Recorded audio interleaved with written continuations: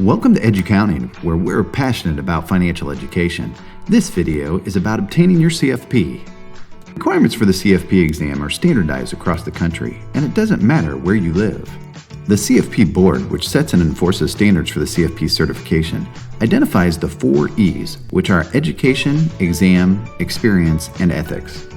A candidate is required to complete specific coursework through a program registered with the CFP and hold a bachelor's degree or higher from a regionally accredited university. The exam is a computer-based, on-demand exam that you schedule on your own. It is offered at testing sites in many locations operated by Prometrics 3 times a year over a 3-day period in mid-March, late July, and mid-November. The exam lasts for 6 hours and has 170 questions. It includes standalone questions and sets of questions associated with short scenarios and more lengthy case studies.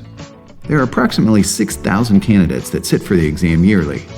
Planning is a systematic and rational process, and meeting a client's objectives will include risk mitigation and potentially education. It also requires investment and income tax planning, among other things. One of the biggest concerns for our client is retirement planning. With wealth transfer, estate planning plays a big role. And lastly, acting with professionalism and within the standards and regulations are very important.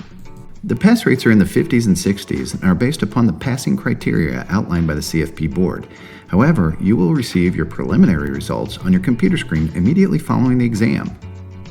There are 2 tracks to obtain your experience. The longer, 3-year track has a 2-part requirement. The first is experience within any of the 6 primary elements of personal financial planning. The second is various supervision, support, and teaching. The 2-year apprenticeship requires work in all of the 6 primary elements of personal financial planning, directly working with clients under a CFP. There are 2 requirements for ethics. The first is that the professional adheres to the standards of professional conduct, and the second is that they acknowledge that the CFP board has the right to enforce them. Other than paying annual dues and fees, you will be required to obtain continuing education of 30 hours every 2 years.